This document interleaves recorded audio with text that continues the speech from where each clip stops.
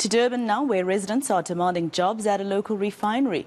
They're marching to the company, claiming jobs they were promised have not materialized. Reporter Nqobile Madlala is following the march, and she joins us now live. Nqobile, just explain to us how we find ourselves where we are today. When do these residents say they were promised these jobs by this company? Well, Masako, according to them, there was a mass meeting where a community was called last year, and that's where they had an agreement that the people in the community would somehow benefit when there is employment or there's spaces in the company. We are told that in that meeting, they were then told that they were going to have other meetings where they'll be able to give in their CVs, and in these CVs then it would show what they qualified as. They're telling us that they've got semi-skilled laborers, they have skilled laborers. Some of the people who have spoken to are electrical engineers, and they're saying that they have already qualified. Others have gone on to do courses that they were told to go do so that they're able to qualify for some of these jobs that would be offered to them by Engen Refinery. Now, we do understand that since then there seems to be a break of communication, and as a result then the community decided then to march to this space, where they then handed over a memorandum, they understand, to some of the management in this branch specifically. Now, I'm going to speak to one of the community leaders that was in charge of handing over that memorandum, so he can give us exactly the demands that were on the memorandum. Lawrence, what did you demand? Okay, first thing, thank you for having me, and thank you for the viewers this morning. This morning we had demonstrated our march. It was a peaceful march from the admin gate to gate 4. That's where all the contractors go in. And we engaged with Metro and the rest of the high rankers in the march, and everything was a peaceful march. The march was from 8 o'clock till 12 o'clock. As you can see, most of the people have left already.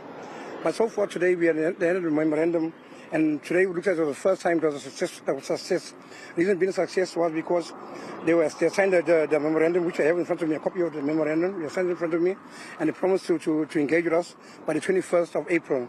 That's in 2 weeks' time, or before that day. What were your demands? Our demands is just to we want just labor. We just want to get the labor. We want the labor part of the project. This project is running for 4 to 8 years maximum. So we just want we want to run.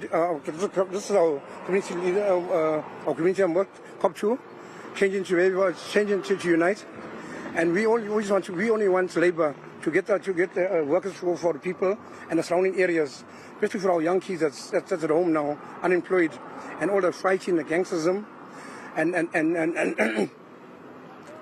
all the fightings and the shootings.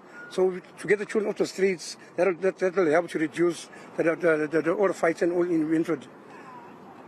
And I mean, when you spoke to Engen, what did they say to you? They said they promised us. There are so many promises, off and on from last year. They've been promising us, engaging with us, and then it's time to us to have meetings, and then they can't make it. So it's an ongoing thing. And at the moment, people are frustrated at the moment. They're very frustrated. And so that's why, as you see today, we had a march. We had to do the peaceful march. There was no throwing of stones, no placards. And they promised us that they will engage with us. But since then, they haven't engaged with us. As I said once again, this is the first time they really signed a memorandum. So we just hope this is the way forward, then we can work together. All what I want to do is to work with him. And when will you be engaging again? Okay, they promised us in front of the media that from the 21st of April, that's in 2 weeks' time, or before that, they might get back to us, and we can sit on the table and try and work the way forward. Thank you very much for speaking to us. Well, Maseko, as you can hear there from our guest, Lawrence Thomas, who is some of the leaders in the community that were in the forefront, that there is an engagement that took place today with that memorandum being signed. And he's saying that they will then meet again later on in the month. But then we have, of course, engaged with Engen, and we have been told that they will let us know who will speak to us. We unfortunately have not received any written reply from them, but they are well aware, of course, that we have been outside and that we'd like to hear their side of the story, besides just the community saying that they feel like they're not being seen by the company. All right, Nqobile Madlala live for us in Durban. Thank you. Let's leave it there for now.